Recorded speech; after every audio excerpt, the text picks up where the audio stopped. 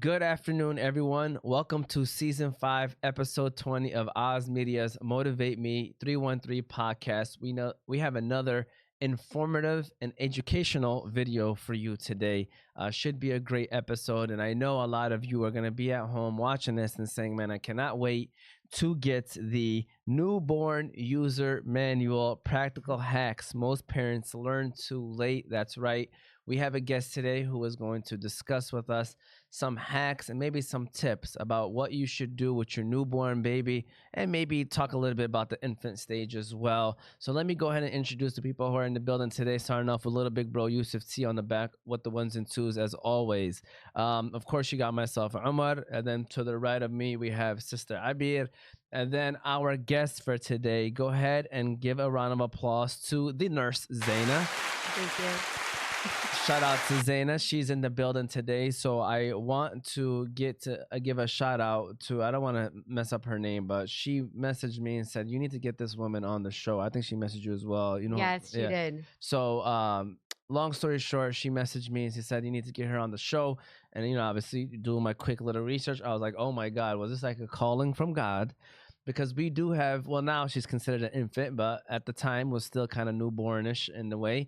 And alhamdulillah, I was able to reach out to Zaina and she responded and she said, "Let's make it happen." We found a date that works. So thank you for being here today. Thank you. And looking forward to the show. I believe it's Nadia. Nadia, right? Nadia. Yeah, Nadia. Yes. Shout out to Nadia. You know Nadia too. Yes. She reached So- out to me about that too. Oh, really? Yeah. Awesome. So happy to have the show. Happy to have you on, Zaina. Before we you. get to talking, just want to say how you can follow us. We're on YouTube, Facebook, Instagram, TikTok, Apple, and Spotify podcasts, all under Oz Media. You can find all those platforms on our website at ozmedia313.com. Shout out to the sponsors of the show: Juicebox, Holy Bowly, Wingfellas, Beit El Mocha, Chillbox, Malika Kebab, Hanley International Academy, The Family Doc, GEE Preparatory Academy, and Royal Kebab. Yusuf, let's go ahead and give a shout out to our friends at Juicebox, and then we're going to officially get the show on the road. So shout out to Juicebox. If you're looking for a place with the best smoothies, milkshakes, ice cream, cereal bars, and slushies, then Juicebox is your one-stop shop. You can try things like their Biscoff or Nutella shakes, crepes, watermelon blast, strawberry burst, or mango smoothies. Juicebox currently has 4 locations: Hamtramck, Dearborn, Detroit, and Trenton. So be sure to stop by Juicebox and get ready to leave there with a big smile on your face. You can also visit their website at juiceboxblend.com or download their app at juiceboxblend.appfront.app. Yeah. All right, so we are officially ready to get this show rolling. So first and foremost, it's nice to check in, and obviously we'd love to check in with our guest and just tell us a little bit about yourself, what you do, and anything that's going on in your life that you would love to share with the audience. Okay, so my name is Zeina and I've been a nurse for half my life. I became a registered nurse at 21, and straight out of school, I entered in the NICU at Children's Hospital. So off the gate, like it was a lot of critical care experience, and it's one of the biggest hospitals for children in Michigan. Only us and U of M were standalone children's hospitals. And so I saw all kinds of cases and dealt with all kinds of babies and situations and got a lot of experience. And so I really feel like half my life I've just been like a surrogate mom. Being a NICU nurse, you just take care of baby after baby, and you just learn how to nurture not only the babies, but also the families that come with those babies. I worked for a couple of years, maybe about 8 years, and then I decided I wanted to start traveling. So I started traveling in California as a nurse. I worked in Saudi Arabia as a nurse. I worked in Mexico as a nurse doing mission trips. So I've worked in different settings, and I was able to take that experience with me everywhere. And now I work in California as a nurse, and there's been a lot of teaching at that hospital, more than any other job that I've ever had. And that's what kind of honed in on the skill of, I really like teaching families. I've seen so many families had the same anxiety, the same questions. They didn't know how to do the same things when it came to their baby's care. And I just felt like there needed to be something to teach parents how to take care of their most precious thing that they've created, their baby. And because it broke my heart that they would be scared to even be involved with them. They'd be scared, didn't know how to pick them up, or they thought they were going to hurt them. And so just getting them comfortable and realizing you can participate in your baby's care, you're good enough and you're capable, and it shouldn't be this like big scary experience. You want to enjoy the moments because they grow up so fast. I love that. I love that. And just want to do the introduction. I bet it's been a little bit since you've been here. Were you weren't here last week? Yeah. So how you been? Everything good, sis? Yeah, good. Alhamdulillah. I was listening to you talk, and I was like, man, I wish I had that. I had my son when I was 19. So being a very, very, young Yeah. mom, and not, being also the oldest daughter, so I don't have, the Somebody experience. Yeah. older, yeah. I raised my little brothers a little bit, but nothing like giving Yeah. birth in the infant stage. So that would have, that's amazing. Yeah. And seeing my sister Shayma, like, I feel like that would have been, something. Every single person needs it, men and women, moms and dads. And it didn't matter if I was in Saudi Arabia, in downtown Detroit, or in the suburbs, like kind of where I work in California. It didn't matter how much money somebody had, what culture they were, if they were our culture, what religion they were, what race they were. I've had engineers who have been scared to hold their baby, and I've had 16-year-old moms who are very, very confident. So everybody comes with like a different starting point and a different level of experience, and they have their own fears and they have strengths and weaknesses. So it's about identifying them and help, catch them up to speed so they can perform all of the things that their baby needs and just feel confident. You don't want to feel deficient as you're raising your baby. Absolutely. And whether it's your first child, your second or third, right? Yeah. I feel like there's always a question that needs to be answered. Yeah. But you're doing God's work, girl. Thank you. Yeah, that third one gave us a curveball. So that's we're doing this show because of the third one. You know what I'm saying? So let's go ahead and get right into it. All right. Okay. So the first question: when a baby is screaming like a fire alarm, all right, they've been fed, they've been changed, they've been burped. What is your immediate troubleshooting checklist? Like, walk us through the steps to identify what the error code may be. Okay, so when you've done all those basic things, you want to run through like a systems check. And the first culprit that it usually is something GI, some kind of gas, discomfort, or reflux. It's very common in babies. And it's because your baby's digestive system is very immature. So they're literally learning how to eat, process the food, digest the food, move it along their track, and eventually poop it out. And it's not a very sophisticated system yet. And they haven't mastered all the skills necessary. They don't even have the core muscles to effectively poop everything out. So it causes, some problems along the way. So your baby needs you to help them out. And so one thing you could do is lay them on a flat surface, and you can bicycle their legs. You can even move their bottom torso in like a circular motion.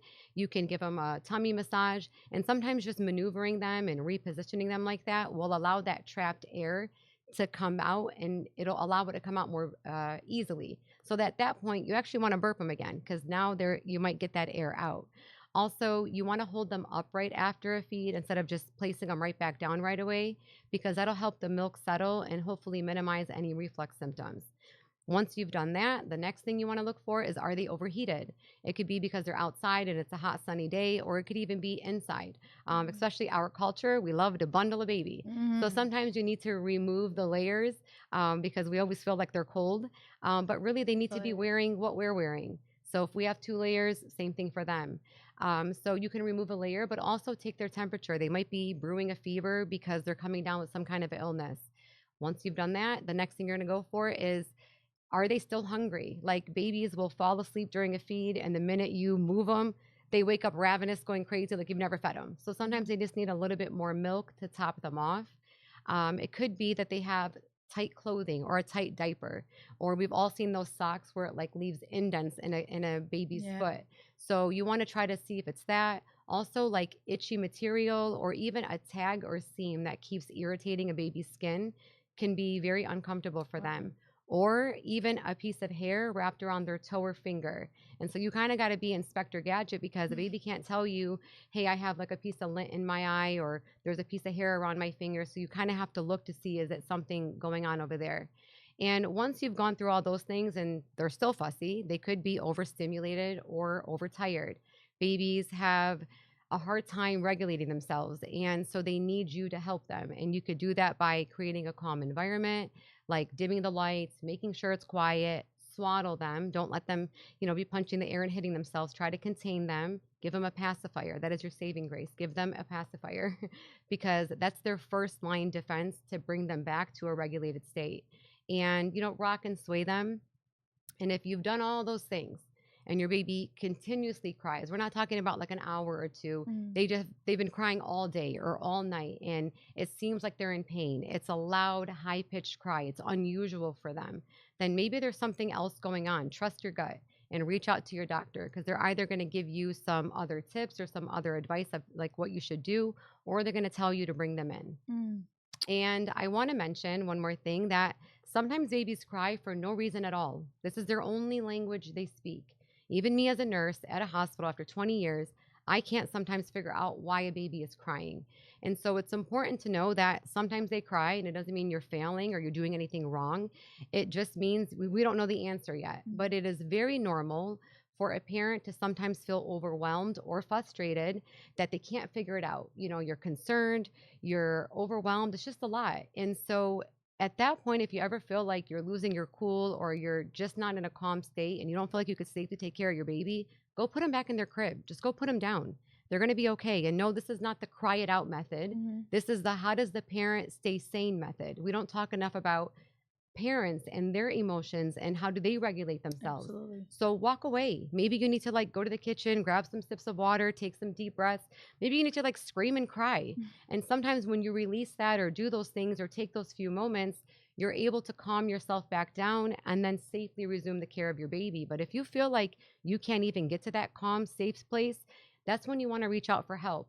Call your partner, your friend, your family member. There's usually a nurse advice line when you get discharged, or even your doctor. Like, you are not alone, but nobody's going to know if you need help unless you ask for it. But we have to make parents comfortable with asking for it and stop making them feel like they should just be this angelic, you know, creatures, unicorn and rainbows, everything's rosy, and they should never get irritated. You are a human being too. Absolutely. And so you're navigating this role along with your baby, trying to figure out how to be a baby. You're trying to figure out how to be a parent. So we have to have some compassion for them too.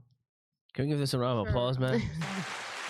We got a crowd here, by the way. They like to give, a round of applause whenever I love something it. is said. So, just want to throw that out there. Thank you for sharing that. That was an amazing way to start the show, by the way. That was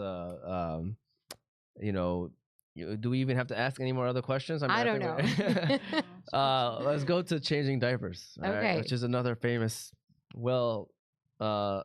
discussed topic when it comes to parenting, infants and newborns and all that other good stuff. So, what are your tips for parents for changing a baby's diaper? I know this might sound simple, but for some people, they might be learning a little something here. Yeah. So my tip is to be quick. Okay. So most babies, this is not their favorite activity. I've never met a baby who's enjoyed diaper changes. Absolutely. And a lot of times parents will, try to go slower and try to console the baby. And no, you're just drawing out the process. You're making it longer, and it's going to make it more stressful and miserable for the both of you. That's so just right. get in there, stay focused, and get it done.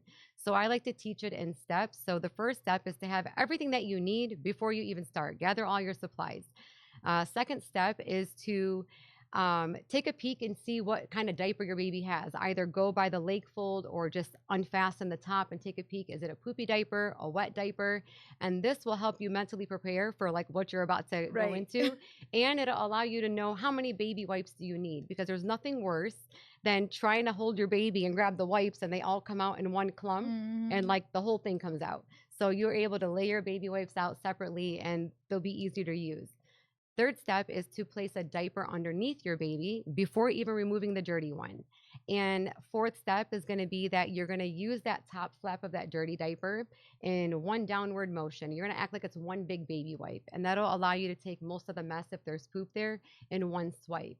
And then you're going to, I think I'm on step 5, you're going to go ahead and start wiping. So use all your baby wipes. You're going to wipe from front to back in both boys and girls, because you're worried about cross-contamination. So you're not trying to like bring a mess into a clean area. And if your baby wipe is dirty, get a new one.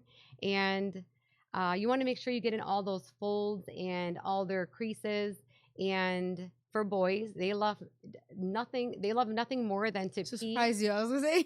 As soon as you open that top flap, they're ready to spray. That's So what I'm my saying. advice, Gotta be a couple I times. even get peed on, okay? After 20 years, I'm still not quick enough sometimes. So what I advise is you take a baby wipe and put it on their private area so you can wipe because usually your face is pretty close. So when they spray, you're the first target.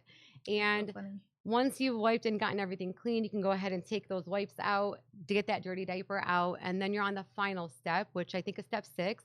And you're going to put the creams or ointments on if you choose to do so. So I always say clear to prevent, white to treat. So you're going to use Aquaphor or Vaseline as like a thin layer just to add a light protective layer. And then if you start to see some skin irritation or a rash setting in, that's when you're going to go to the white stuff, the Desitin or butt paste or things like that. I think Criticate is one of them. And you'll put those on, and then you'll go ahead and secure the new diaper. And once again, the goal is to move quickly. You want to stay focused and concentrate at the task at hand. Don't become frazzled. Your baby is going to kick. They're going to cry. You're not hurting them. So if it starts to, freak you out and they throw you off, it's just going to make a mess, and it's going to draw out the process and make it even longer. So just get in there, be quick, and be done. I have. Go ahead. I have some stories. I want to laugh. I have. So with Ramzi, like I was able. He never got a butt rash. I was so proud of that because, like, not because of anything. Like I was young, like I said, but I would rather like wash him with water instead of using baby wipes. Like I avoided baby wipes because first of all they're cold. Yeah. And he was an October baby. And like he liked the water. I noticed he liked the water a little better. So would you say that's like a good thing, or would you? It's a good thing. I just think it's not a practical thing. Yeah, not when you're out, obviously. Not when you're out, and sometimes not in the middle of the night. I mean, it's good to incorporate it. Yeah. But definitely baby wipes are just good enough. Yeah. You kind of gave him like the bidet version, basically. So if that's what you want to do and give him the bidet version, hilarious. I'm all for it. But realistically, it's easier just to use wipes. Yeah. You're not trying to like scrape at them, right? You're just like, gently wiping them. And another thing that I wanted to add is we think babies are really cute, but poop is still poop. Absolutely, still E. coli, girl. Okay? So I see time and time again where parents will take the wipe and set it like at the bedside or on the bed or even on the changing table. You're not thinking, right? You're not thinking about it. You're just trying to like move it out the way. But that's still a surface that's going to come in contact with your baby later, or their clothes they're going to wear, and it's still E. coli. Like we would never wipe ourselves and like set it on the counter or on the couch, right? It would sound crazy, but sometimes you have to bring it back to what we do to make it be like, oh yeah, like babies still have poop too. And so just try to be clean, whether you're using like a diaper genie to throw away everything, or I really just like an old grocery bag. Yeah. Have it there, throw everything there, and you can just tie it up and get it out of the room. And it allows you to have a place to throw everything very quickly, because you will become like a little frazzled. And so this helps you to just have an easy target to throw away all your trash. Absolutely. So a couple of funny things. First of all, I just want to say this. Shout out to my wife. She's doing a great job, even coaching me, because a lot of the stuff you said, we do it. Yeah. So far, even part It one. happened. Yeah, part one of the question. And now talking about the diaper changing and stuff. I wonder if Abby knows how to change a diaper. It's been a while, Abby, by the way. I absolutely do know how to. We need to have a diaper challenge, me against you. It's like riding a bike. Forget, me against you. Gotta get back on it, right? We're gonna do a diaper challenge, me against you. Let's go. I'm ready right now. We should have had it right now. Yeah, live. I'm Team Abir. No, man. Right. She's Rusty McDusty right now, man. I knew I was helping Shema out all the time. Do you guys know that trend where that one singer? I mean, like people like say like something goes well, then goes ooh, turn on light. That guy that is a white guy that's dancing. Yeah. So someone did a video of like when you're changing a diaper and you pull out the wipes and one of them comes out instead of three of them, and then the music came. Like, yeah. It was hilarious. I was watching that. I was like, man, I relate to that right there, man. Because when you pulling out the wipes, three of them come out. You're like, you're trying to wipe. Gotta be it's quick. so annoying. Yeah. So quick funny story before we continue on. All right. So I take my daughters out. I'm trying to give my wife a break. I take all three of them out. Okay. So, oh my God. Yeah, I know. Where did you go? A play place, a play fun place. Okay. With the baby too. With the baby. Okay. All right. So I'm trying to give her a break. Hour or two.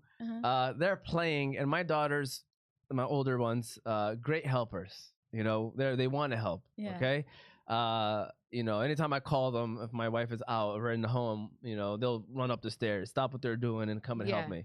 So they're playing, and I'm holding on to the baby, just talking with her. They're playing, and I know she pooped, and I'm like, oh my God. I was like, of course she pooped when I'm holding her, and I'm bringing her here. So I'm looking for my daughters, and they're nowhere to be found. And now she's crying. So I'm in a panic moment. Oh Okay. my God, I can't. I go into the bathroom. Thank God they had a folding table. In the guys' bathroom too? Yeah. Oh, I didn't know Good, that. Well, the yeah. family I'm bathroom. happy. Family bathroom. Oh, Okay, Family good. bathroom. They I go. need to have one in Yeah. the guys' Hey, one, just I saying. went in there, and mind you, so like I'm changing her diaper, the trash can is far away, and I'm trying to hold her legs up, and you know what I'm saying? So much going on, and then she started peeing while I'm changing her diaper. Yep. And I'm talking about like this was like a test for me. Listen, I Man can- down. My If daughters you are know born- Ahmad, yeah. this is like a huge. Yeah. Okay? Man down, And yep. so I mean, obviously, eventually I got through it, but Yeah, it was yeah. just a terrible situation Sweating bricks. overall. Yeah, it was just terrible overall. Like too much things going on. I couldn't even find my daughters to help me Wow. out. I'm over there looking for them as I'm running to the bathroom, and It's like so one could get that, one could throw that for you. yeah, Like it's they like would a, help Yeah, me out. They little would help me helpers, out. yeah. But yeah, we do definitely do the grocery bag thing. Yeah. Yeah. It definitely works. You know, just throw it right in the grocery Because bag. you so get it the can smell toss it out. You Yeah. have a place to contain all the trash and Yeah. keeps it clean. So Yeah. that's funny when you're saying all that. That was that just happened like a couple weeks ago. So this is another important question. I'm happy that we're having this show because I feel like it's such an important discussion. So the mathematical limit, a newborn can stay awake before the system crashes and they become impossible to put down. And it definitely happens, by the way, when you take them past their normal routine. Mm-hmm. Then we try to put them to bed and they just get all fussy and it takes even longer than usual for them to go to bed. So is there like a mathematical number or is it something that you just got to pick up on as a parent? Kind of like you got to pick up on it, and there isn't like a mathematical number or a set amount of hours. It's just more important to understand that newborns especially need more sleep than awake time. So newborns sleep on average around 16 hours a day, sometimes more. They're like little kittens, okay? And their awake windows should only be about 30 to 60 minutes long. So trying to get them to be on like this rigid schedule, or I hear parents say, I'm going to leave them up during the day so they can sleep at night. In the newborn stage, that's not appropriate at all. Like physically, which that's a whole nother story, and neurologically, and it's not going to work. It's going to backfire. They need to be fed constantly. There's a reason why a baby wakes up and demands a feed. It's because they need it for their glucose levels. They need it to sustain development. They can't go these long stretches yet. They don't have enough fat on them, and they don't have their system isn't set up for that yet. So their nervous system is very immature in the beginning. So it can become very overwhelmed and overstimulated very easily. And the flood of sights and sounds and sensations can lead to them being fussy and crying, and it could manifest as difficulty settling down, and they're unable to go to sleep and they're unable to regulate themselves. So babies need human interaction. They need human touch. That's how their brain develops. And they need face-to-face interaction. They need you to hold them. They need you to talk to them. So as they get older, at around 18 months or so, a little bit older than that, that's when you can start to introduce low stimulation, high quality interactive content in limited duration. And in the beginning, though, when they're in an infant, they just need to grow through human interaction and not through screens. Okay, because we're going to talk about that in a little bit, but anything you want to add on to that situation? I remember when my son was young, his naps would only be 30 minutes. Like it didn't matter when he would take naps throughout the day, but like the length of them would always be like he was on clock 30 minutes. Yeah. And so yeah, I always thought that was different because sometimes the babies like would sleep longer, maybe 2 hours or. Let me ask you this: was he waking up and wanting to eat right away when he would wake up? He was a chill baby. I'm not gonna even chill. Yeah. But like I mean, I always like I said, I was 19. Yeah. I feel like ignorance sometimes is bliss. Yeah. You don't know as much. Yeah. You're just like, and then my mom was always, add a little bit of cereal in his milk type first, not now as an infant, but like, when they start getting older. Yeah. To help him stay full for a little longer. Yes. Yeah. So, I just remember his naps being short. That's what I remember. But he was always, like I said, he wasn't, really a big crier. Like he was such a chill baby. Maybe it's been too long, and I just think he was a chill baby. He might have been a chill baby. There are some babies who are more chill than others, and like when we're talking about like how long should they stay awake and how long should they be sleeping, they should be waking up every 3 to 4 hours, or you're waking them up if they're sleeping and they haven't woken up on their own. You're gonna offer them that feeding at that time. You're gonna like get your cuddles in and interact with them, and then you're gonna put them back to sleep. that wake window, that whole interaction should only be about an hour. So leaving them awake longer than that, you're now interfering into that next feeding cycle. And so they need these 2 to 3 hour gaps in between each feed so they can actually like settle back down and fall into a deep sleep. If they're constantly like waking up snacking, waking up snacking, waking up Yeah. snacking, that's when you'll have these like little nap times and these little snack feeds. But if they're able to like wake up, take a full feed, settle back down, usually, Change diaper or whatever. usually they're able to sleep for longer stretches. I love that. So you think like right when they wake up, feed, play, hopefully diaper, go back to sleep. Yeah, I mean, I'm gonna get to that. I think Oh, at okay. some point in one of our Okay, yeah, questions, for sure. the actual cycle, but that's exactly how it'll go. It's kind of like a little assembly line, and you'll do that over and over again. Let's go ahead and take a quick break and let's give a shout out to Hanley International Academy, Yusuf, and then we'll get back to discussing how to get your infant and newborn baby ready to go. All right, so shout out to Hanley. Let's be honest. If you're looking for the place that has the best K through 8 school for your child, then the choice should be easy, and that's Hanley International Academy. Hanley International Academy is a school that treats every student and staff like their own family. It's even in their vision statement, educating your child like our own. The academics there are great. The athletics there are great. Thank you to the staff and administrators at Hanley for educating our leaders of tomorrow. To learn more about Hanley, you can visit their website at hanleyacademy.com or call them at 313-875-8888. It's gonna happen. All right, we're officially back. So, Zeina, first of all, you're doing an amazing job. Thank Yeah. All you. right, thank you for coming on and having this discussion. So, what common mistakes do parents make while holding their baby? I feel like there's like so many tiers of raising or getting your infant or newborn baby where they need to be, and so holding a baby is always maybe sometimes underestimated, but it's a very important part and process of raising your newborn. So, what's a common mistake that people make when holding a So baby? it's a very important part of like how to hold your baby because you need to do it safely. And so one of the most common mistakes that I see parents make is they'll unintentionally allow their baby to slouch and slide down and like slump forward. And usually it happens when we hold in this natural position, the cradle position, where you try to use like your elbow to position the baby because naturally the baby's weight or their center of gravity is below and they tend to slide down. So when they slide down, they kind of scrunch their neck and it makes their airway compress and their chin starts to touch their chest and that makes it difficult for them to breathe. Wow. So if you're holding in this cradle position, you want their head over your elbow, not in that crook of your elbow. That'll allow their like neck to kind of sit on top and it allows them to be in a neutral position. But no matter what position you hold your baby in, it could be cross cradle, football, even skin to skin, babies tend to like to scrunch. They're kind of tense creatures, right? So you want to make sure that you do a check and make sure that their chin isn't touching their chest, that their neck is neutral, because if their neck is neutral, their airway is neutral.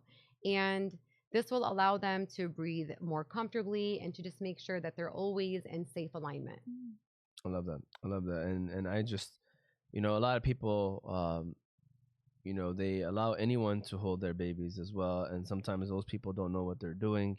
And so I think that's just, like I said, you talk about it and you see it and you hear about it, about holding the baby correctly. And everybody thinks they know what they're doing, but there is methods to it. Yeah, and it's unintentional. Like it's not about parents doing something wrong. It's really they're unaware. It's unintentional. They're actually trying to accommodate the baby, and they don't know that this is happening. So it's just making them aware that if you feel like they're kind of slouching forward or their head is tilting forward, just give them a little gentle adjustment and bring their head back up so they can stay neutral. And another thing I wanted to mention that parents do, or a common mistake that they make when they're holding, is that they forget about themselves. So parents will try to use their body to force the baby into a better position. And they'll usually be doing some kind of like acrobatic move with their shoulder and their elbow, especially guys because they're bigger. So they try to like just adjust like this and it leads to pain and discomfort. And I'll see a mom and I'm like, "Are you comfortable?" She's like, "Yeah, I'm fine." And it's like, "No, you're not fine." It's going to lead to pain and it's just not necessary. You don't have to disregard your own comfort when you're holding a baby. Yeah. That's not going to allow you to hold for a long period of time. So what I say is bring the baby to you. Don't go to the baby, because usually if you're trying to meet your baby, you're like punching forward and then you're putting strain on your back. So the baby will do what we want them to do. So get yourself situated first, make sure that you're comfortable, and then go ahead and get your baby situated. And make sure that you're sitting at the edge of the rocker or the chair, the recline, or sorry, all the way back, and you're not sitting on the edge, because usually when you're sitting on the edge, you're usually like hunching forward. Make sure that you're using pillows or a boppy. My favorite is to just use a blanket and kind of bunch it up where I need it to support me. And if you're in a comfortable position, you're allowed to hold for much longer, and it makes it comfortable for the both of you. Especially during breastfeeding. Especially that during was breastfeeding. like the biggest problem, because like, you're trying to, Yeah. yes, and it's a longer period of time. All I kept thinking about when you were talking about the airways and the chin was babies being in a car seat for a long time. Because like sometimes babies love it because it's like they're all covered and scrunched up, but like then again, you never know if they're like head, you know what I'm saying? Yeah, that's why So you that- should only use the car seat for transport. Yeah. And people read into it and be like, well, what if my car ride is this many minutes and this many minutes?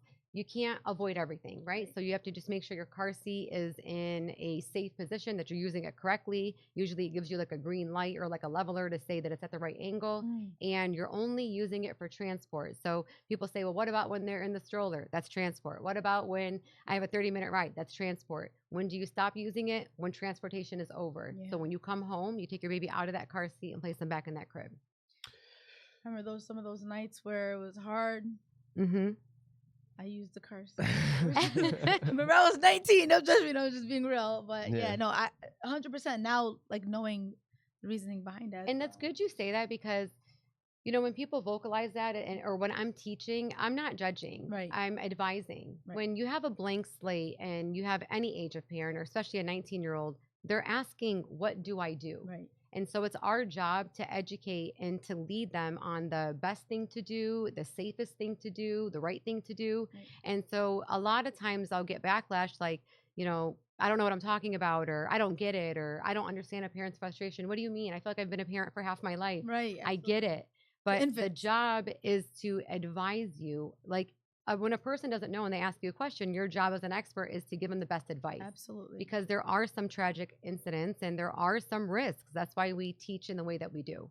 Absolutely. So watching TV, is it bad for newborns and infants? And when is a good time for them to be watching TV? Now, listen, I just want to quickly say this before you say your answer is, listen, we don't try to let her watch TV. But if I'm watching a game and she's sitting on my arm, I'll look at her. She's over there, glued to the television with me, looking like she, knows who's playing and knows knows what's going on. Like she'll just sit there and watch it, like focused in on it. And obviously we don't want that. We try not to, and we avoid it as best as we can. But like, when is the right time, if there's even a right time? So watching TV at this age isn't really necessary, and I really don't even advise it. At an infant age, they don't even know what they're looking at. They don't even know what they're seeing.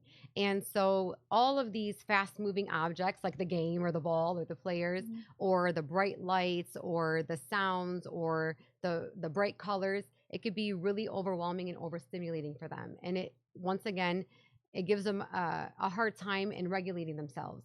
So they really don't need it. They need face-to-face interaction. They need to be held. They need to be touched. And they can start watching TV later on when they become about 18 months or older. And if you are going to be holding her and watching the game, then maybe position her towards you instead of towards the screen.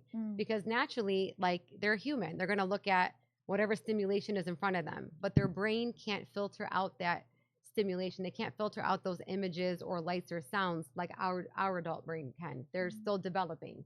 So it's just too much for them.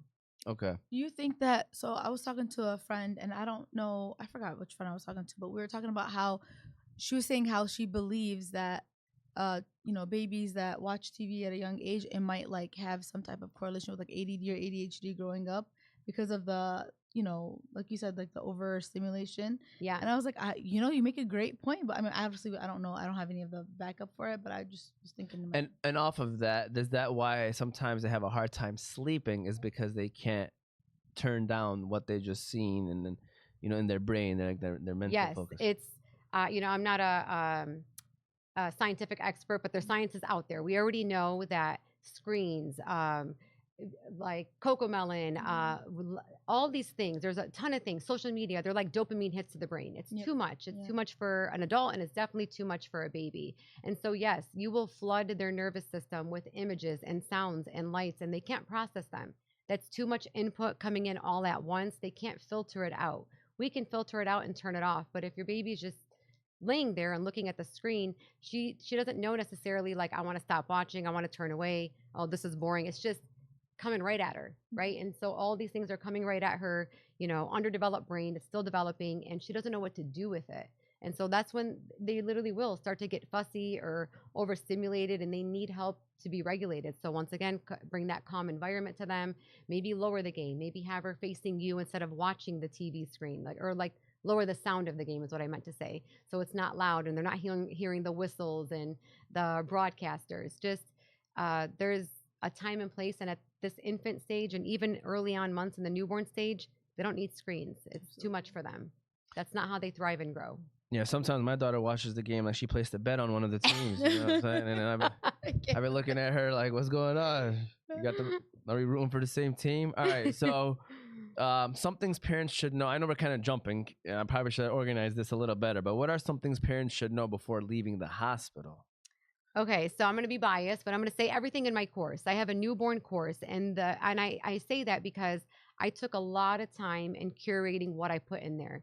I didn't put a lot of extra stuff. I'm not telling you what to do at 5 and 6 months of age. I am telling you how to survive the transition from hospital to home. And it's coming from 20 years of experience seeing parents all around the world of all backgrounds struggle with the same things and have the same questions. So that's the reason why I put it in there. They are the absolute necessary things that you have to know to take care of your baby. And the first one is feeding. You need to know how to feed your baby, how much to feed, when to feed, and signs and symptoms of like a poor feeding, how to troubleshoot that. You need to know how to burp, what positions, and when to burp. You need to know choking, aspiration, and reflux. This is the biggest one that panics parents the most. They don't know what it is, what it means, and odds are your baby is going to go through it. I mean, have your kids gone through it? Yeah. Right? So odds are that they're going to go through it. And so I like to talk about it before it even happens, so that way you can not be so panicked. So you need to know, why does it happen, how you can minimize it from happening, what to do when it happens, and you have to know how to use a bulb syringe or some kind of like an electric nasal aspirator, something to get those secretions out.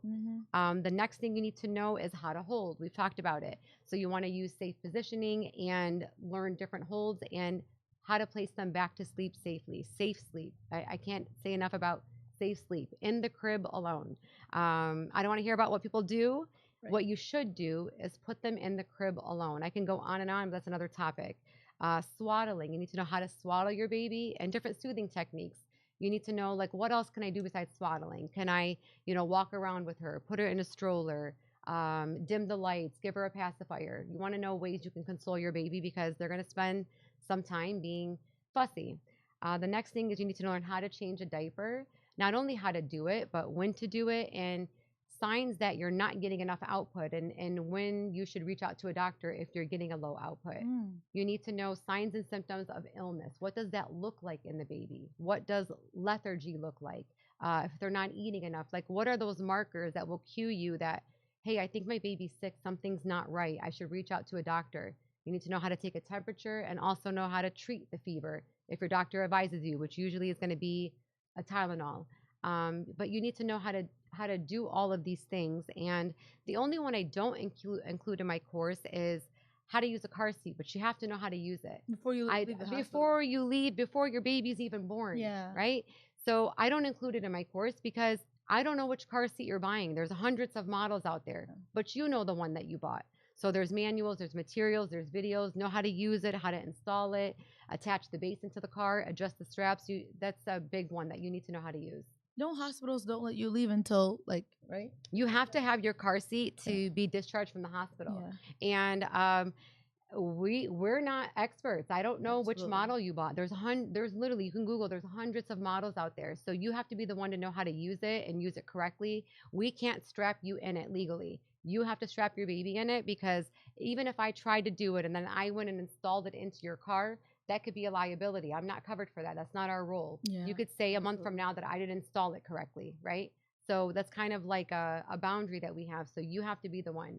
And I know parents sometimes hear all these skills that I listed and they're like, like, oh my God. And I get it, but no matter what you feel, there's still the things that your baby needs of you. So whether you're overwhelmed or not, your baby needs you to learn these things so that way you could take care of them.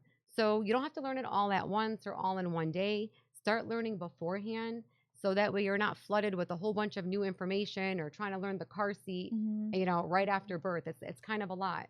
And just take it like step by step. And you're not expected to be a pro when you walk out those hospital doors. Yep. You're just expected to, get a little bit of knowledge and a little bit of practice, be hands-on when you're there and ask questions because you have the support of the staff. But sometimes when you go home, parents are terrified. Yeah. They're terrified to go home because they now feel like alone. But if you become hands-on while you're there and try to, learn a little bit ahead of time, when you start to do these skills in the hospital when your baby is born, you're like, oh, I remember hearing that. So just because you take a course or watch a video or read a book doesn't make you an expert before birth, but at least you've heard it. And then when you start to use that information in real time, it'll make it make sense a little bit more. And also you have to remember people have different cars because whenever my sister would use my car, like we would go out with my car and she's like, where's your harness thing in the chair? I'm like, I don't know where it is. Yes. Like, it's just, it does get confusing with that. Yes. And then, subhanAllah, Allah gives you 9 months, right? Yep. So like you're not having a baby right away. Say it again. Allah gives you 9 months How to many months does He give you? 9 months. Sometimes a little bit longer when they want to stay a little bit, and sometimes a little bit shorter. But not you have the time. And then also the motherly instinct is there. Like it'll come, It'll come. So I love that. No. how do they is there a question where she explains like how do they can join her course? Obviously, final word. We'll tell her okay. to say Yeah, and mention final that word, as well. mention So, believe it or not, we're gonna run our last ad of today, and then we're moving into the last third of the show. Let's give a shout out to our good friends over there at the Family Doc. We appreciate them and their support. So, shout out to the Family Doc. The Family Doc, founded in 2021. The Family Doc Clinic and Urgent Care provides comprehensive primary and urgent care services with a patient-centered approach. Their competitive advantage lies in delivering high-quality, flexible care with same-day appointments and walk-in options. So if you twisted your ankle while playing basketball, go to the Family Doc. Your baby has got a cold and you have no scheduled appointment? Go to the Family Doc. With 3 locations in Dearborn Heights, Hamtramck, and Allen Park, the Family Doc team can take care of you anywhere and anytime. So make sure you stop by the Family Doc, where they strive to make healthcare seamless, stress-free, and accessible when patients require it the most.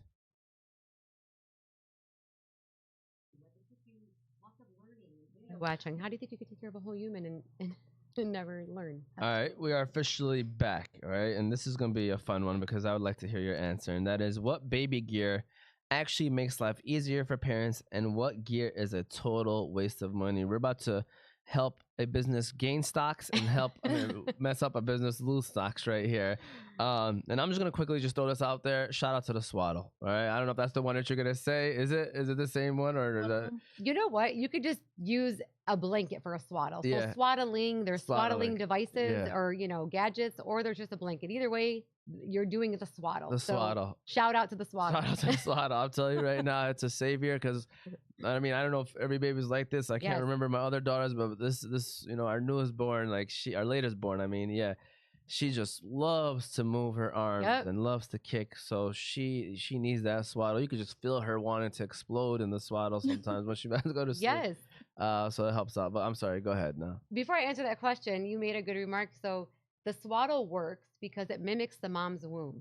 So in the womb, they're not like sprawled out and like punching and, no, they're very contained. They're in this tight space and that makes them feel regulated and safe. They like that feeling. So when you allow them to just, lay there and they're frantic and they're crying and they're punching the air, they're perpetuating their fussiness, right? So that's not going to help them settle down. They need something to contain them. So the swaddle, even though they can move a little, when they try to punch or move, they're kind of restrained. They feel that barrier and it mimics that mom's womb. So that's why they love the swaddle. So when people say, my baby hated the swaddle, well, you probably waited too long to implement the swaddle. Yeah. Because I've never met a baby who's hated the swaddle. Like they will literally melt If you do it from day one, from birth, when you swaddle your baby, they'll literally melt into that swaddle.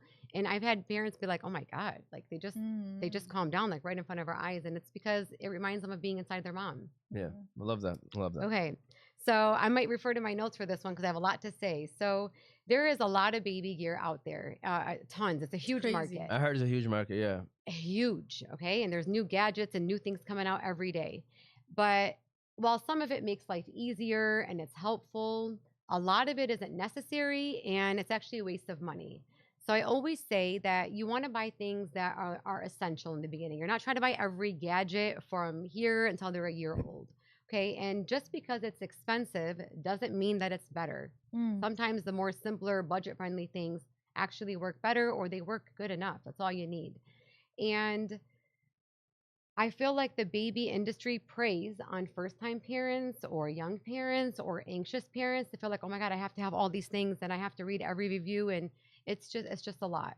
So the things that I would recommend buying, number one on my list is muslin blankets or swaddles because they have the right amount of stretch and you don't need like the halo or the sacks. You can get them if you want, but I personally like a traditional blanket for a swaddle because you can make sure that those arms are contained and their feet are contained and they dry easily and they just feel nice on a baby's skin.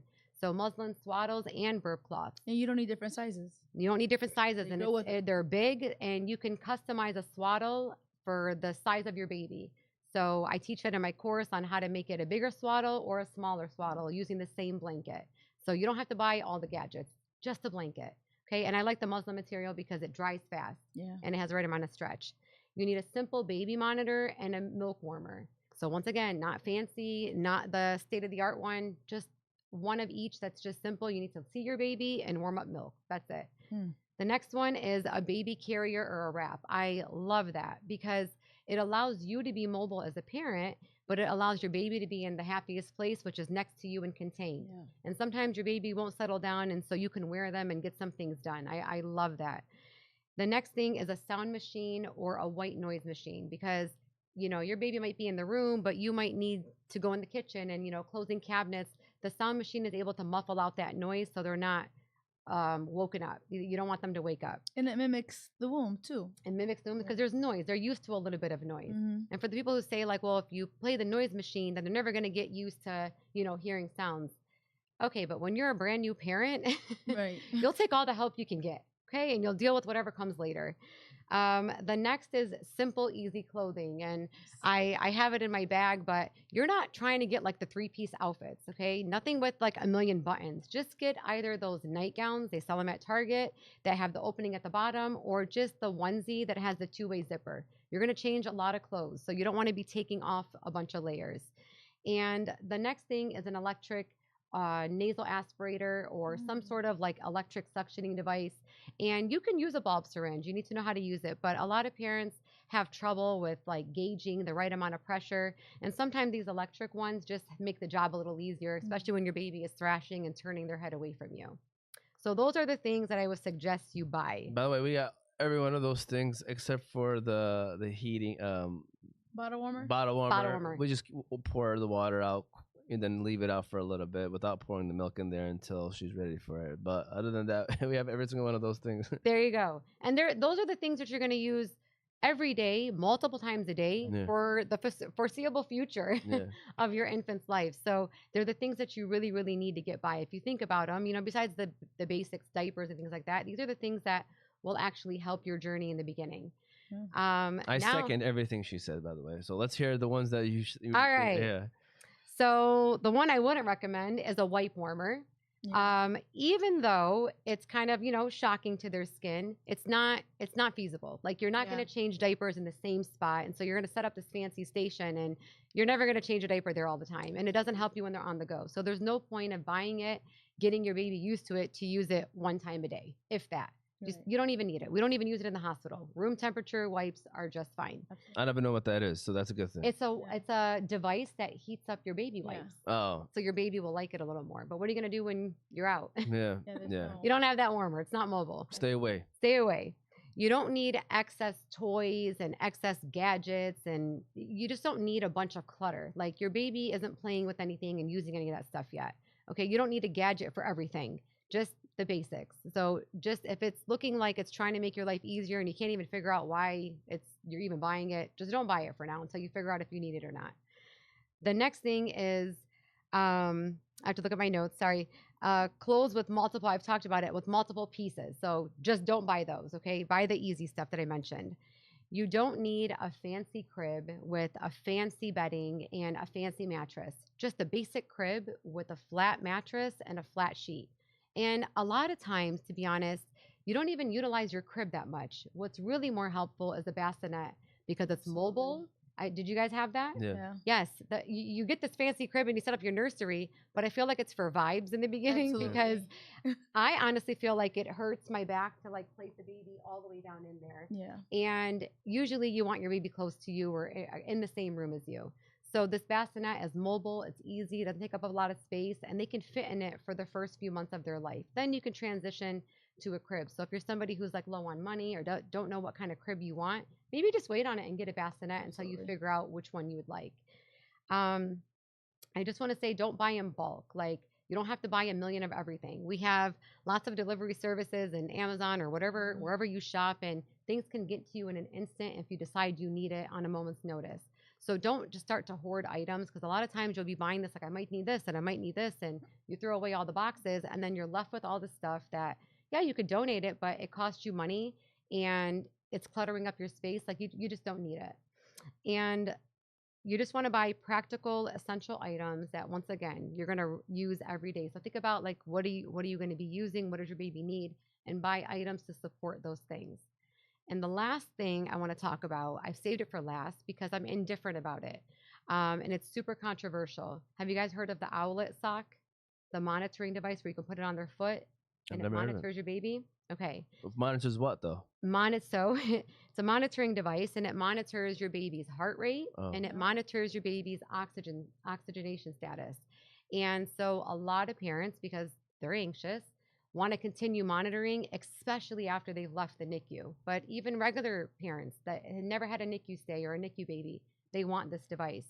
And it's controversial because on one hand, doctors or like the American Academy of Pediatrics doesn't even endorse it or recommend it because they feel like it's a lot of false alarms and it induces anxiety in an already anxious parent, which I completely agree.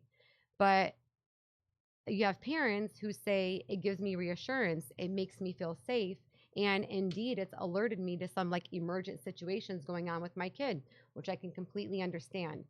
And I'm only talking about it because I want to advise parents the best way I can. I'm not trying to like ruffle feathers or join the controversy. I'm trying to give my expertise so they can make the best decision.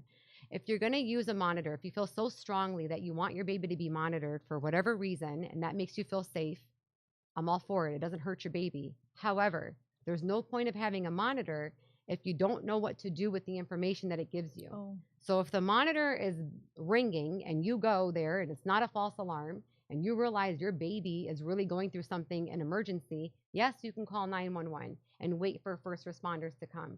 However, you could be doing something that could be greatly impacting the outcome of your baby.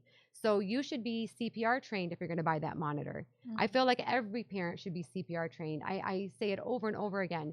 Every parent should get it. A lot of hospitals offer it for free, and even if they don't, it doesn't cost a lot, and it's such a life-saving skill that I feel like every parent should have. But if you can't be your baby's first responder when you're alerted that they need somebody, what's the point, right? Because I can call 911 and wait for them to arrive, but that could be 2, 3, 5 minutes. That means that that baby could possibly be getting no oxygen, getting no blood flow, and we know that that leads to tragic outcomes. That's a poor outcome. If there's no blood flow and no oxygen going to the brain or vital organs, that is a poor outcome, no matter how quick emergency responses come. It doesn't take very long to have a poor outcome if you deprive the brain of blood flow and oxygen. But if you're a parent and you're trained in CPR, you're able to respond immediately in real time. And we know that having CPR administered right away, that leads to drastically improved outcomes. So I'm only mentioning this because if you want the monitor, cool. Just make sure you're CPR trained because it makes a difference. Because imagine if I'm in the hospital and I see a baby and their monitor is ringing, I can phone the doctor. I need to call the doctor and call my colleagues to help. But imagine if I just stood there. Yeah. I mean, imagine if you were out on the street and somebody knew CPR, but they just stood there waiting for EMS. You expect people who are trained in something to respond because why? Because it helps. So I encourage parents to be their first responder to their baby while they wait for EMS services to arrive. At that moment, every second counts. Every second counts, and really it does. And it makes such a difference. If you're in, think of, there was a football player not too long ago who collapsed on the field. What did they do? CPR right away. That saved him for 9 minutes. And he stood up like nothing was wrong. I don't know the player. DeMar Hamlin, yeah. There you go. So, and he immediately on the field, those doctors saved him, not because they're doctors, but because they were trained and they administered CPR right away. It could have been a fan who was doing CPR. It could have been a coach that was doing CPR. So as long as you're administering those life-saving skills, your CPR is you're pumping blood and you're manually providing blood and oxygen flow or blood flow and oxygen to those vital organs. So you're doing manually what the heart can't do itself until EMS services arrive, and it's life-saving. So please, parents, go out there and get trained in CPR. Love that. We're gonna let you take a break on that one because I know it's been going on for a while. So this is gonna be another fun question though. And we'll start off with I bet on this one just because it's not a educational question, it's more so of an opinion question. And then just so you can have a break to Zeina. Who does more for a newborn baby, a mother or the father? Abir. Well, you already know how I feel.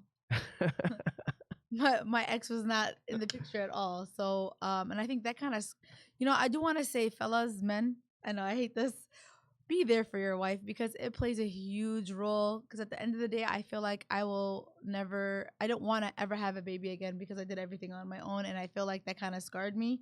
So women go through a lot. It was our body that the baby, was in, and the hormones. And, you could probably give them more information on that. But like, it's so much on the woman to the fact that they really do need support.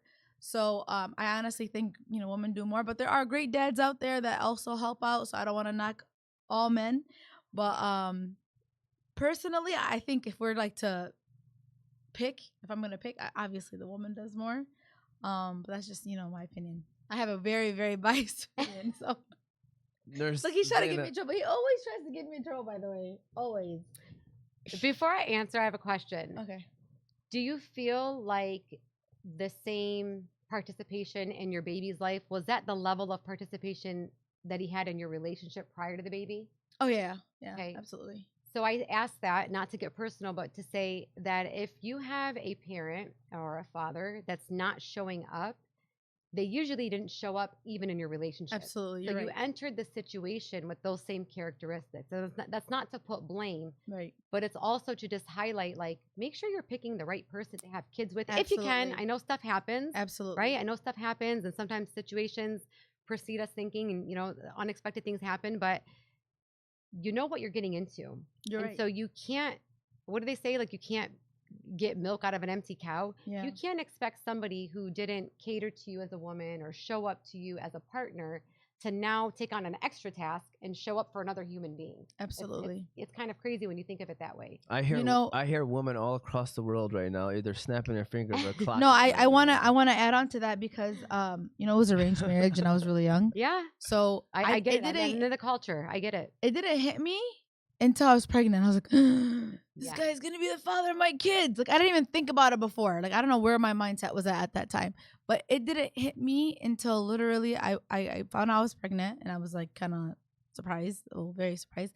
And then I was like, oh my God, this is gonna be I knew right away it's gonna be me. Yeah. You know what I'm saying? But I do want to say that there's some men that are better dads and better husbands. There you go. And I know a lot of men like that are amazing fathers, but they're not so good at being a husband. Yeah. So, but you're 100% right. If they're usually not a good husband, they're not like, in the beginning, especially the beginning. But yeah.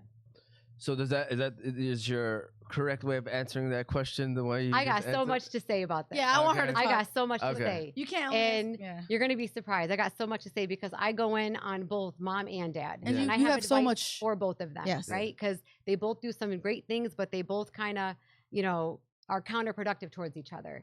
So what I want to say is that parenting is a team sport, or at least it should be, Mm. right? And the goal is to communicate before the baby is born. You're going to talk about what are your expectations, what do roles look like for you. You know, if you say you're not changing diapers, okay, well then what are you doing? This So should you maybe be discussed even before they get married. before you get married. Yeah, not even before the baby. before Once you again, married. though, not every situation like yours Yeah, is yeah, ideal. absolutely. However, if you're at a place in life where you should be communicating and you're meeting your partner on your own, or you're having this like get to know each other period, Mhm. these are the things you talk about. You talk about, what does parenting look like to you? Do you expect me to go back to work? If so, when? Can I be a stay-at-home mom? Who's paying the bill? Finances. You ask all these things, and this should be part of the reason why you do or don't get married to somebody. Absolutely. But a lot of times, not even just in our culture, we just go towards go. Like we just keep going and we don't You stop. figure it out later. Figure it out later, you know. Ignore all the the red flags. They're light pink. They're not Yes, really red. right. You're just gonna We'll keep fix it. going. They'll change. They'll change. That's our favorite. Even as women, I've been there. Like, oh, they're gonna change, and you're Yeah. like, no, you're delusional. Yep. So when you start vocalizing things, it allows the responsibilities to be shared. However, you're going to delegate them. I don't say men have to change diapers and they have to do that. No, you figure out what works for you within your dynamic, within your unit. But if you're both participating and you're both showing up, it allows you to see each other, that you're both putting in the work. And it prevents you from feeling like resentful, like, God, I'm doing everything and he's doing nothing, you know, or feeling like everything's falling on one person. You're allowed to actually recognize that your partner is participating, right? So that's the first thing that I want to say. And for the people who say, well, no, that's not fair, moms do breastfeeding, dads don't have to breastfeed. Okay, breastfeeding is one of the things that Yeah, your baby needs. you're right. It's just one. There's a lot of things your baby needs. So you got two options if you're a breastfeeding mom. You can either decide to pump the milk and have the dad feed it via bottle, whether that's in the middle of the night so you could stay sleeping, whether that's during the day so you could take a nap or take a shower, whatever. That's his cue to like participate. That's where he can fit in. Even a family member can help, or a friend, if they're over, can feed that milk. Absolutely. And then you'll catch a break. Or you're going to exclusively breastfeed, and then you're going to delegate some other tasks to your partner or to the dad. So maybe he's, you know, washing your pump parts, storing the milk, changing a diaper, holding the baby if it's fussy or inconsolable, Absolutely. doing the laundry, doing the dishes. You have a whole household to run. Just because the baby arrived doesn't mean all of life stops, right? So if that's the one thing that you have to take on by yourself as a mom, then give something else to the dad. And so it can equal out and like balance the weight. Yep. And really, I encourage moms to ask for the help that they need. A lot of times, us women are very prideful and we get annoyed, like, how do they not know what needs to be done? Right. Like, it's common sense. Like, why do I have to tell them to do everything? Right. You can beat that issue until you're blue in the face, or But you nothing's could gonna just, change. nothing's gonna change, or you could just ask for what you want. Absolutely. Right? Men they like direction. They like to be told what to do. They don't want to Like, be yep. mind readers. That's true. If you tell them, like, hey, can you go get me this? They'll most likely go get you that thing. Right. And you know what I'm saying? Like, talk to them nicely and they'll go do it, and they'll probably do a little bit more than what you asked for. Absolutely. Right? It's like respect in that communication. They like to be, they like to be directed. But at the same time, dads, you need to, think outside the box. You know what needs to be done. Maybe not in the beginning, but like you see the dishes piling up, do them. You see all the bottles, wash them. That part. The baby needs their diaper changed 6 to 8 times a day, do one of them. Like, what needs to be done. So try to find ways to include yourself, because sometimes your partner, the mom, needs help but doesn't even know what to ask for. Like, because she did go through something that you didn't go through. You didn't give birth, right? She's trying to show up as a parent just like you. She's trying to do her best just like you, but she went through something and you didn't. So her whole biological makeup right now is shifted. Her brain is frazzled and she really doesn't know what she needs. And so it's an extra thing for dads to not only show up for the baby, but you got to show up for the mom too. You have to like figure out ways you can support her even if she's not asking for it. So both people, like, mom's got to be vocal, dad's got to, like, critical think a little, a little harder. And another thing I wanted to say is something that society doesn't talk about. A lot of times women have had more experience with babies, we're more comfortable at handling them, and our innate mama bear instinct kind of kicks in and we naturally feel more confident with babies and we become protective. But also that can come off as unintentionally bossy or critical. And especially when a dad's trying to participate, we start to like throw jabs at them when they're not doing things exactly the way we would, or they're not doing it up to our standard. And we got high standards. We know we do, right? But you'll end up pushing away the help that you need. And you need that help. And you'll create this self-fulfilling prophecy of like, well, I have to do everything because nobody knows how to do it, and it's not going to get done right if I don't do it. And some moms actually thrive off of the control. And it's like, you have to take a step back. You have to take a step back because learning how to take care of a newborn takes place through practice. And your partner needs time to participate, learn, make mistakes, and grow as time, goes along without all of your criticism. So compassion and respect and patience for each other goes a long way. Because yeah, I can say jokingly, I say to a lot of dads, in front of the mom, now we know he's not going to do it like a 10 like us. Like if we're going to pick, I'm sure hands down all day, you're going to do a diaper better than Omar. However, you know what Omar's going to do? He's going to do it good enough. Yes. He's going to do it good enough. And so it's needed. And imagine if when we're learning anything, like and somebody's criticizing us and telling us we're doing it wrong. No, not like that. No, they don't need your, they're not going to want to do it anymore. They're not going to want to do it, especially if like it's causing a fight or bickering. Like guys don't like conflict. They're just going to, all right, then you go do it. You're the best, because that's what's going to happen. You're going to create a scenario where you're the best parent. Bravo to you, but you're also going to be the only parent. And then you're going to wonder why in 3 months from now or 6 months or a year from now, he doesn't really know how to change a diaper. He doesn't want to be left alone with the baby. Well, you created that. Absolutely. So get him hands-on in the beginning so he can feel confident, and you can feel confident when you leave the house, because eventually you're going to want to go to the stores and grab a coffee and, hang out with friends and have a social life. You need that time too, and you want to make sure that he's just as capable as you are. I want to add some. I was going to just say, after hearing all that, I'm hearing that fathers do more. But go ahead and continue on from. We're in any of that. That's what I got out of that situation. No, I want to also add that sometimes there's also guilt given to the moms. Like I've noticed, or what I've different scenarios. Like, oh, a mom should know, or a mom should be good at this, or that what were you doing if you were at home, like, and if something happened to the baby or whatever. And it's like they're like, it's okay, like. Things happen, you know what I'm saying? A mom shouldn't, there's not, some people are confident, right? But some, they're not. And it's okay to not be as well, Yeah, these are all learnable skills. Like, neither party has to know what they're doing. You just have to show up and learn. And so take a newborn course, read material, watch videos, like do anything to like educate yourself so that when the baby arrives, you're both showing up equally and you could support each other and you could both learn how to take care of your baby. Like you both need each other. And don't try to, sometimes like moms will like want to do everything themselves, like, cause we do it best. And they'll take the opportunity, they'll steal that opportunity away from the dad just because they want it done perfectly. Let them do it. Let them do it. Let them participate. It'll allow you to see like, wow, they're trying. Encourage them. Men need encouragement. This is not their area of expertise. They haven't had as much exposure or handling with newborns like we have. We have friends who had babies. We might have been caretakers to our siblings.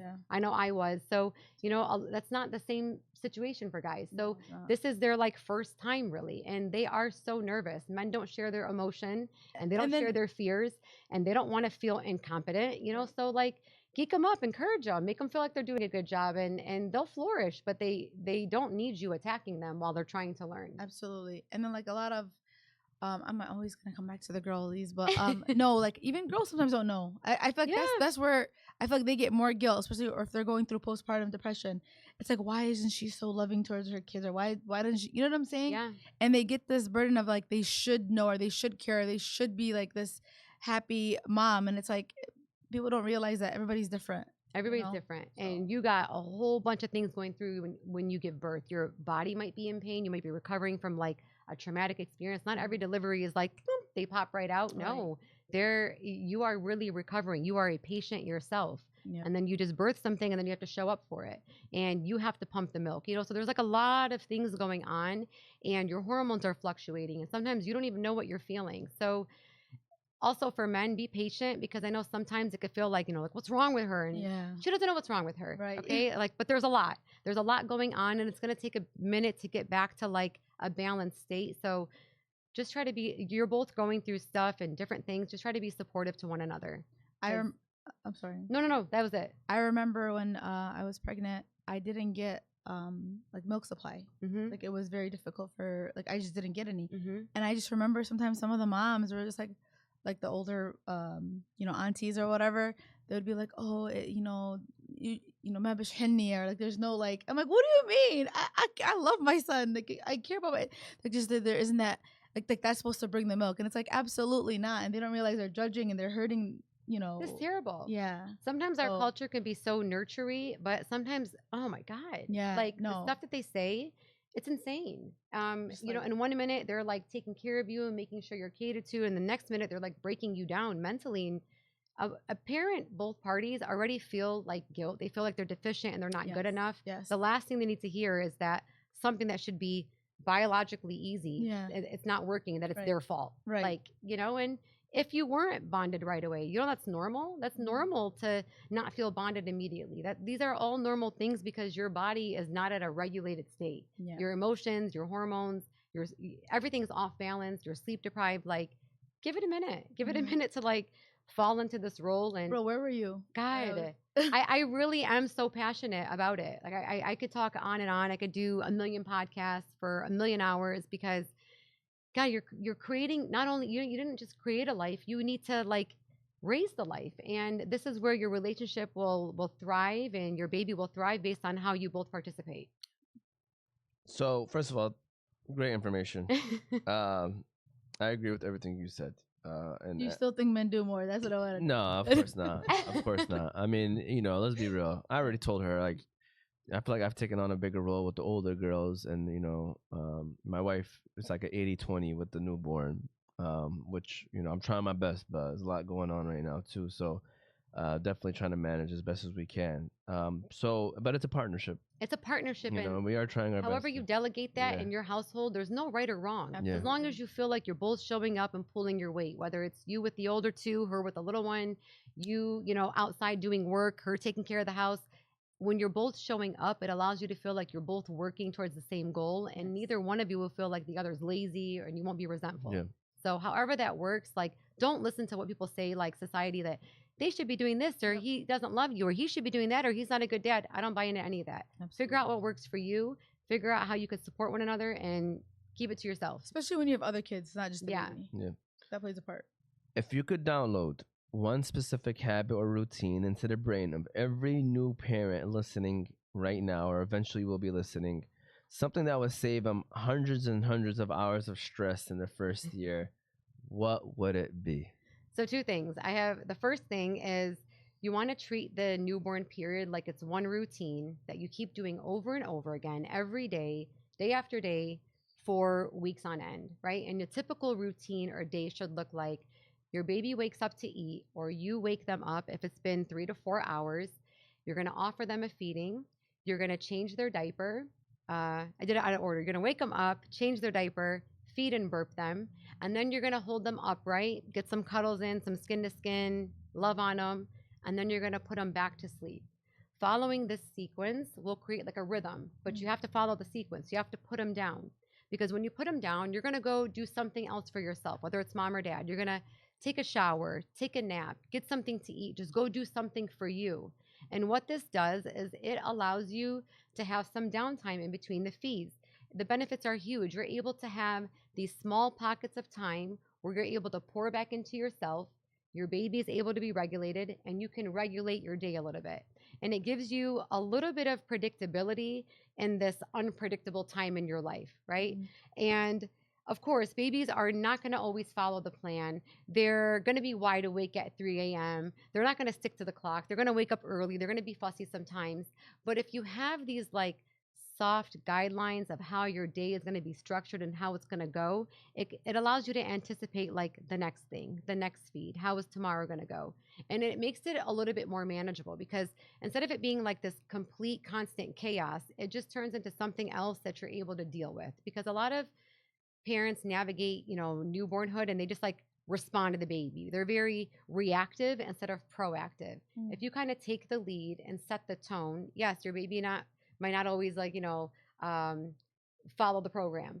But if you take the lead and set the tone, your baby, it'll give you like some structure, and you'll feel like, okay, like this is not complete chaos and everything's just not all over the place. It just allows you to parent a little bit more easy, and it makes it a little less stressful and a little bit more enjoyable. Absolutely. So I don't know if that makes sense, but people does. think that I'm like speaking another language, or I'm, delusional. And I'm like, in the hospital, we were talking like, I take care of 3 babies this way. You can walk into any in the room and there's 6 babies, and they're all like, on some sort of a soft schedule. Like they're going to eat at this time, they should wake up around this time, and we figure out, how we're going to structure that. And they wake up, we do what we need to do.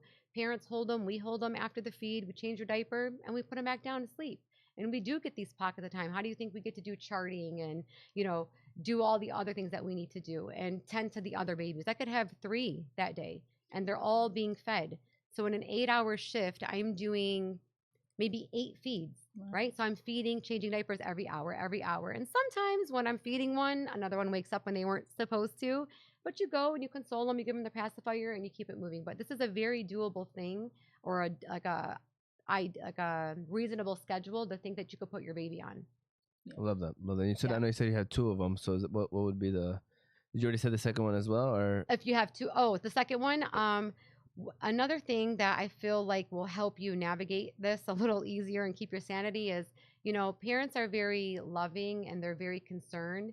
So every time a baby makes a movement or a noise, they respond to it. Mm. And so it is normal when a baby is sleeping for them to stir and move and make some noises, whether it's soft cries or even like grunts because they're trying to poop. Mhm. And it doesn't mean that something's wrong.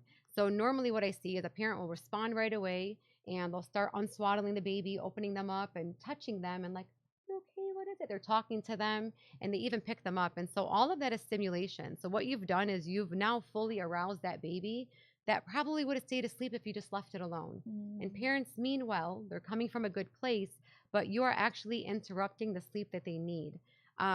Babies need deep sleep. They need REM sleep. So just as much as they need love and food, they need sleep. That's where their brain grows. They don't get that space. That's problematic. So they need to have these gaps in between care times, so that way their brain can grow and they can develop normally. So I always like to use real life examples, because when we talk about adults, it makes it sound crazy that we do it with babies. So imagine you're married and your wife rolls over, ruffles with her pillow, and might even talk in her sleep. Imagine if you took the comforter off of her and you're like, "Hey, are you okay? Are you okay? Do you need something?" Oh my God. She'd be like, "What?" Like, she'd get irritated. And imagine if you did that multiple times in the night. She wasn't really awake.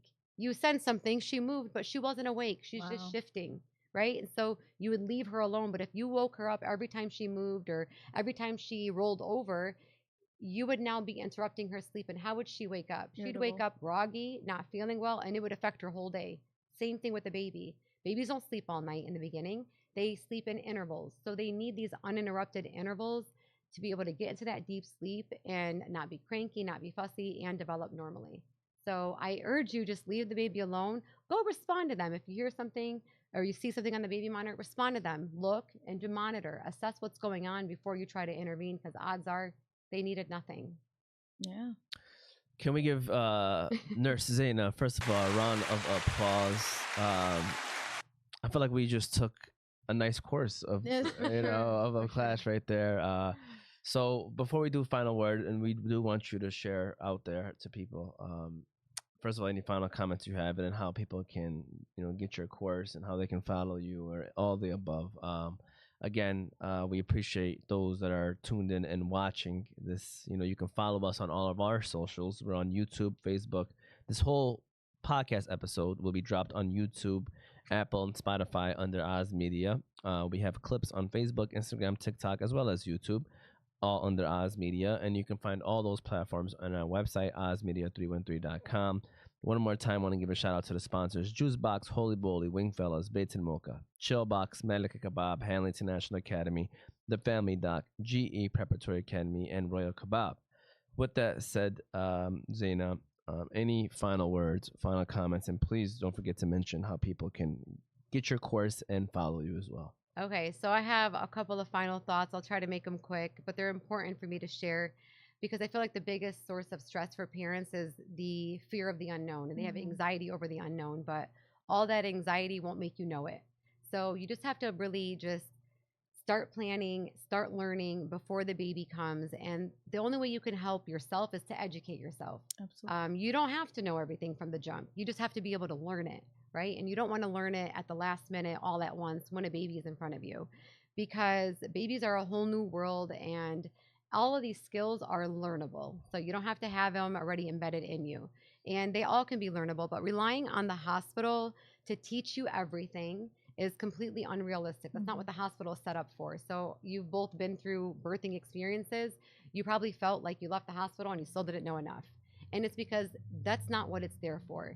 And also, imagine learning these things for the first time, and it's after you're recovering. You've gone through, the birthing process, which may or may not have been easy. You're sleep deprived, you're scared, and you have a baby crying in front of you in real time, and a nurse is trying to tell you all the things that I'm trying to teach you. Yeah, it's going in one ear and out the other. Going in one ear, out the other. You're not even listening, and half the time you're so focused on the baby crying that people don't even listen to what I'm saying. So I just stop talking because they can't concentrate. It's not the ideal learning environment, right? Like, is that how you learned things? No, you need quiet. You need to be able to concentrate. Yes. So you want to learn before the baby is born, because that's a controlled environment. You can learn at your own pace. The stress level is low, and you can take in the information as you want it, and you have, like you said, 9 months to learn it.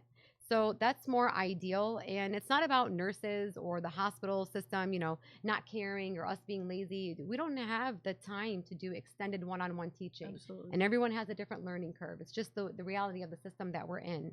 And the best thing you could do is just educate beforehand, so you're not bombarded with all this new information at once.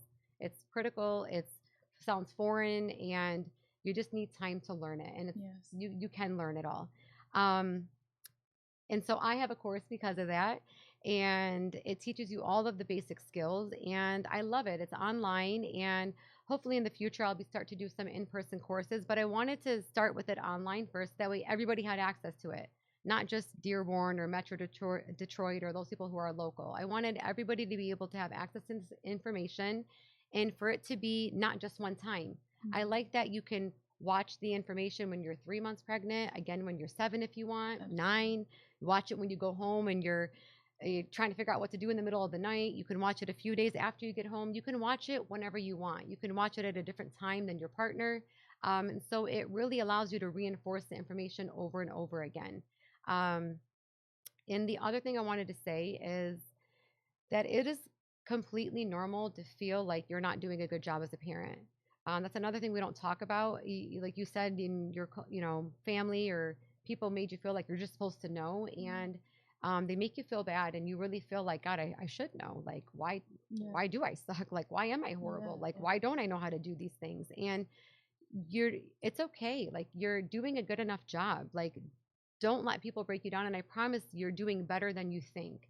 Like, I'm sure you remember times where you feel like you're failing as a father or a mother, and you're like, I did horrible. I didn't do this right. I didn't do that right. And your baby has no idea whether you did it perfect or not. They have no idea. They're not judging you. It's you judging you. You're being critical of yourself. They have no clue. They don't know if Amir did the diaper change or Omar did it, and he did it a little less, not as good as Amir. He doesn't know. He just knows his pants were changed. He's just happy. He's not keeping score. He's not going to give you like a grading sheet later on. So don't do that to yourself. Absolutely. You could think you had the worst day ever and you failed as a parent. And you know what your baby is thinking? I had the best day ever. My mom held me all day. My dad, loved me. I had the best day ever. I was fed. I was safe. I went to sleep. I mean, honestly, it sounds so basic. Like, it could make you cry. But parents feel time and time again like they're failures, and your child doesn't know any better. Even your older children, they don't know. If you show up and you play with them, they have no idea, like, the thoughts and feelings that you're harboring. They just know, like, Baba loves me, right? Like, so that's what your baby feels. And so just remember that whenever you start to feel like you're not good enough, or you're not this perfect parent. You don't have to be. Nobody's a perfect parent. But you just got to do the best job that you can. So educate yourself. This is all learnable. Take my course, learn, do things beforehand. When you get to the hospital, participate as much as you can. Support one another in this parenthood journey if you have a partner. And your child's going to love you regardless. Absolutely. You're good enough. So how can they sign up for the course? So you could sign up for my course by going to thebabylounge.co. So thebabylounge.co. And you can follow me along on Instagram. TikTok, Facebook, all the platforms. It's the same name, and it's the Nurse Zeina. So the Nurse Zeina, and it's spelled Zeina. And hopefully we'll like link it or do something so to make it easier. And Absolutely. I do a lot of other videos because there's only so much you can encapsulate in a course, right? But as you can see, I'm very passionate, and I don't drown the course with every single piece of info. I teach you what you need to know, how to survive hospital to home, how to transition from having that safety net of the hospital staff to now being alone and feeling like you can do these things on your own. It's very basic, but this is where parents need the most help. Absolutely. Right? After a few days or a week or two, you kind of got it down packed. It's really like survival. Like, how do I survive night one? How do I survive the next day? Like, where you're second guessing yourself. So I've left the course, pretty basic. So that's all you need to know. And on my social media, it's lots of supportive videos, other things that parents have questions about. So there's a lot of good info on there too. Nice. I was gonna ask you, do you have a post that tells moms that are writing out their shower Their list? registry? Yeah. Not their registry, but I have some PDFs like on my website that you can buy that talk about a birthing plan, that talk about what to pack in your hospital bag. Okay. So like the Okay. things you should take and you don't need to take. Mhm. So I have those things. Because you're on there, very but- realistic. Yeah, I'm very realistic You know? because if you want to go all out and spend all your money and get the best of the best, okay, go. But I'm a pretty simple, frugal person Mhm. myself, Mhm. and I really know that you don't need to spend all this money. And a lot of the things that are out there now, the basic or the first models do the same thing. Yeah, there's some improvements in some devices and stuff, but like you don't really need all that. And anybody deserves to be a parent if they're ready, and they don't have to feel like they have to like bankrupt their Yeah. their financials to do it. And yeah, I'm super passionate and super realistic. So I'm glad you gathered that because Yeah, I love that. I just want parents to be happy and to be successful. And I can see that, honestly. Thanks. Beautiful. Any final words from you, Abid? I mean, I'm not having any more kids, but she made it a lot easier. Honestly, you lifted some weight. I didn't even have the weight, but you know what I'm saying? If you did that to me, let alone if a parent's watching. So Yeah, or maybe even sometimes parents carry guilt for years later Yeah. that like, God, I wasn't good enough back then. Yeah. But your child doesn't know. They don't yeah. know. You no, showed he's up. a great kid too. Yeah, they liked it. They Yeah, just need it you to works. show up. You know the one thing that you said that you wish you embedded in somebody's head? I wanted to say something, but it would be just, this is only temporary. This time is only temporary. Yeah. That's it. Because like they feel like it's never going to end. Mm-hmm. My son's 16. He's a man, Yeah. if I could do it. And you got a new set of problems at 16. Right. Then right. then you're Googling like how to deal with a teenager and everything else. And making sure they're safe driving. Yes. Only a short period of time. You guys got this. It's just a season. Just a season. So thank you guys, first of all, for tuning in and watching. We appreciate it. And shout out to for you, Zeina, for coming on here Thank and you. sharing this information. We really appreciate it. And of course, Abid, of course, coming on as well and sharing your 2 cents. And yeah, for sure, just stay positive, stay with it. We hope you enjoy this episode. We hope that you not only learned a thing, but you definitely should have learned a few things today. I hope that you enjoy this episode. Again, this was season 5, episode 20 of Oz Media's Motivate Me 313 podcast, the newborn user manual, practical hacks most parents learn too late with Nurse Zeina. Thank you for watching. Thank you for tuning in, and we'll see you all next time.